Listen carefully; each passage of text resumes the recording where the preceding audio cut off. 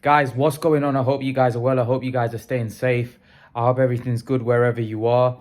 Guys, smash the like button. Hit the like button on this video. As you guys know, it really helps the channel. It really helps me get out there.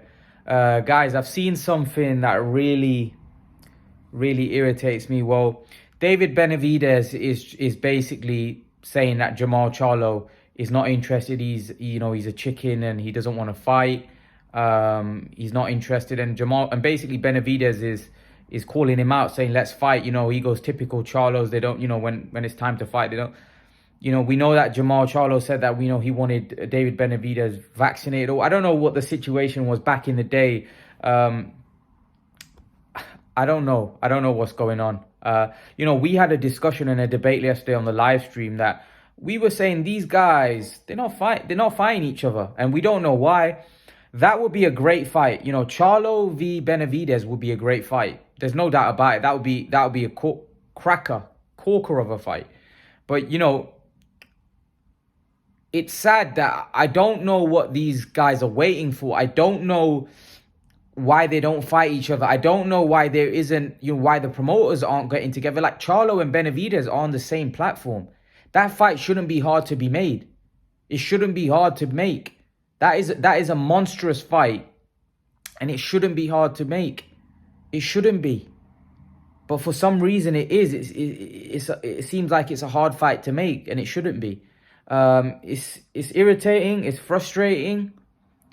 I just don't get it. I don't get why Jermall Charlo and David Benavidez aren't fighting. It's staggering to me. It's staggering. It's staggering. That's all I can say. That's all I can say, if I'm honest with you. I just don't understand what's going on. I don't understand. I don't understand it.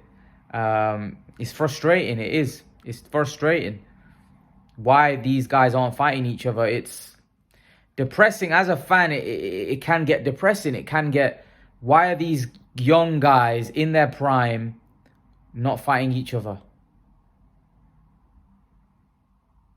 Why?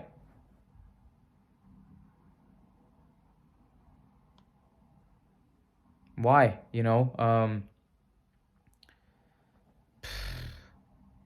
I don't get it. It's frustrating. As a fan, we were debating about yesterday, but until these guys want to fight each other, until these guys all have that same mindset, because for me, Benavidez has that mindset.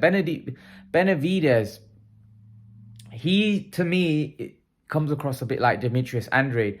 They want to test themselves. They want to fight. And a lot of you seem to think that some of you think I hate on Andrade. I actually don't. I actually think Andrade wants to fight the guys. I think he wants to fight everybody. He wants to fight Golovkin. He wants to fight Charlo. Unfortunately, in his case, they don't want to fight him.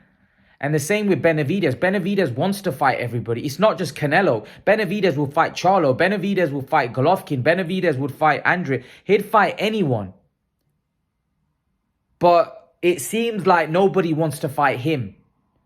Like Jermall Charlo said, I'm rich, or something like that, and I don't need Benavidez. Comments like that, as a boxing fan, really hurt you, because you think these guys are never going to fight each other. Like, that's what their mentality is, that I'm rich, and that's all they're worried about. Why do I need him? Like, yeah, we get you've made money, you're wealthy, but the fans want to see good fights. The fans want to see them fight, Like Jermall Charlo, I don't know, he's criticized the reporter when, Jermell was fighting Brian Castano, and a lot of people thought Jermell lost that fight. And Jermall went off and said, oh, we're fighting tough fights. Yeah, your brother, Jermall Charlo, was fighting top fighters. No doubt about it. Jermall Charlo fought everybody. And even against Brian Castano, he fought the best in his division.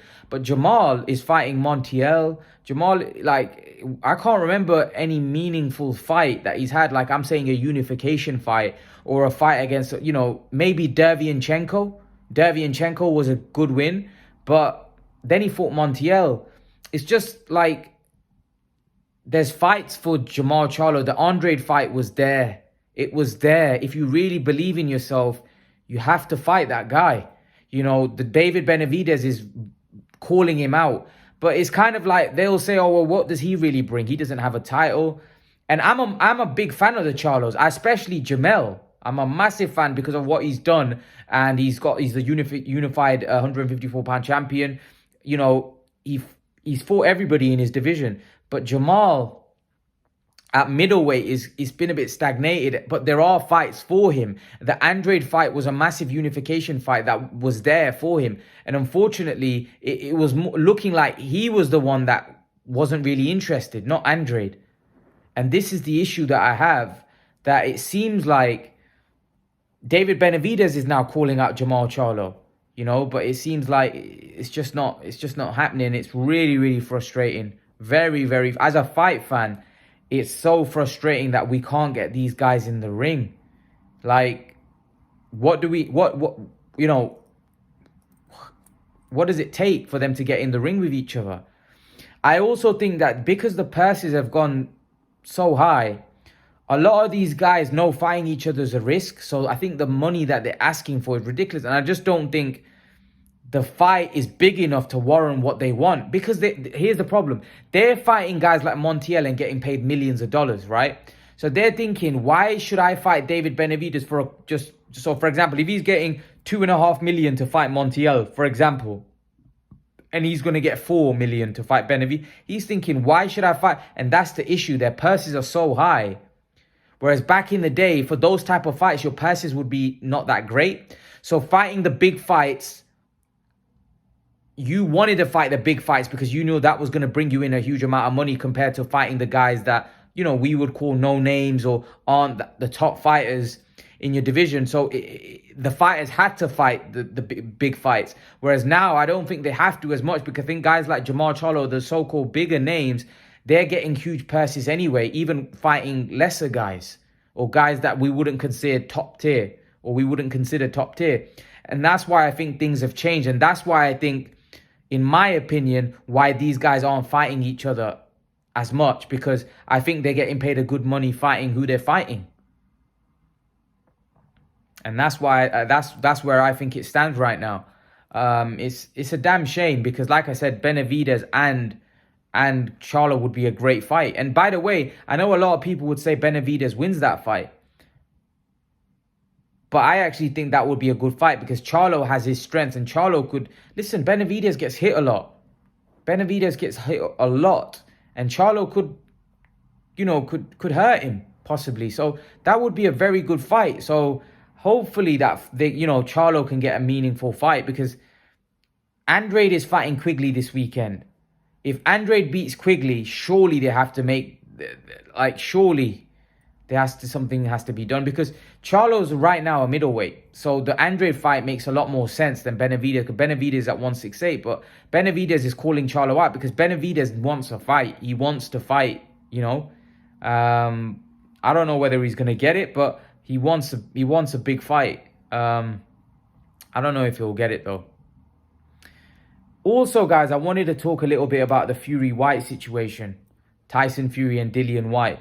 I think that situation's a travesty. You know, the WBC are not going to order the Dillian Whyte and Tyson Fury mandatory, which we were all expecting. Now, Eddie Hearn said, I think he said that he's expecting that to be ordered in the next couple of weeks or whatever. I think he said that in an interview, but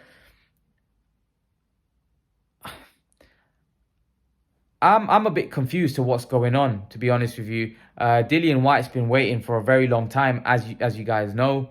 And like, I don't know what he has to do to get a world title shot. I don't know what he has to do. Listen, I think the Fury-Whyte fight would be a big fight. The only problem is, I don't think Fury looks at that fight with... I just don't think Fury's motivated by that fight. I don't think Fury... I'm a bit worried about Fury going into that fight, because I don't know whether he'll be motivated going into that fight. I don't think he looks at that fight, why do I need to fight Dillian Whyte? I think that's the way Fury looks at that fight. That he doesn't really get motivated. And Fury, it won't shock me if he even vacates. He wouldn't surprise me if Fury, you know, maybe retires. And I don't know. Let's see what Fury does. Because I just don't think that Whyte fight really gets him excited, to be honest. I don't know. I can't speak. I'm just going off what the indications are, you know, from their camp. But it's a good fight, and it'll be a big fight, and it'll be a huge payday. There's also some issue about the split. You know, I think Fury's team wanted an 80-20 split or something like that. And Eddie Hearn said a 55-45. Like, come on. You're not going to get a 55-45 split with Tyson Fury right now. If Whyte tries to ask for that, that's ridiculous. Because apparently Whyte made $4 million or something like that, and Fury made 20 million against Wilder. So I think right now, when you look at it from a marketability point of view, look at what Fury's done. Fury being the champion, Fury being one of the biggest stars in boxing now. I just don't see how, you know, Dillian Whyte can command a 45% split. I think 70-30 or is probably reasonable. But again, it comes down to Fury may not even going to give him that. But I don't think he's worth more than 30% in that fight, because Fury right now, he could fight anybody and make a lot of money, because he's on another level right now, you know. And especially Fury, if he fights a Joe Joyce, I believe that fight will be fairly big. So I think at this point, listen, whatever split Whyte gets, whether it's 30%, he's going to get paid a lot of money. He's going to get paid a lot of money for that fight. So why at this point? And Whyte's made some good money throughout his career. I obviously get the fact that Whyte's not gonna, want to be.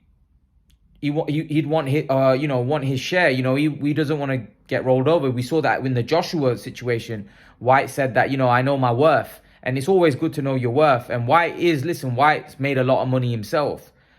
But at this point, I think it's just more important for Whyte to be fighting for that world title. And whatever split Whyte gets, if it's, like I said, 30%, 25%, whatever, he's going to be making a lot of money. He's probably going to be making his career highest payday to date. Fury's not. Fury's not going to be making his career highest payday, because he's not going to get paid as much as Wilder, the Wilder fight. He's just not. It's not as big a fight. So on that basis, I think Whyte shouldn't make too much of a fuss about the split, and he should accept. Obviously, if he's going to get paid less than what he got paid, you know, to fight Povetkin, for example, then probably Whyte has a point. But I don't think that's the case. I think even on a 30% split, I think Whyte would make a lot more than what his highest purse is, to be honest.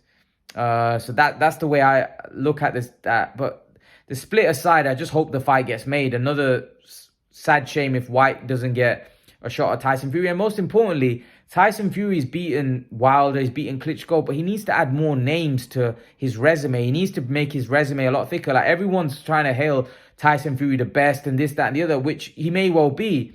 But I just feel like it's a bit premature at this point. I feel like he needs to fight a lot more top tier guys. He needs to fight Dillian Whyte, Usyk, Joshua. He needs to fight these guys to really, you know, solidify his legacy of being the best of this generation.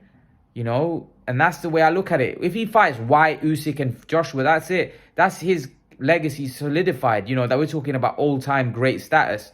Right now, his resume is a bit weak compared to some of the other great heavyweights of the past. That's just the way I look at it. But leave your thoughts, guys. Let me know what you think in the comment section below. And guys, remember to please like, share, and subscribe to my channel. I'll see you guys in the next video.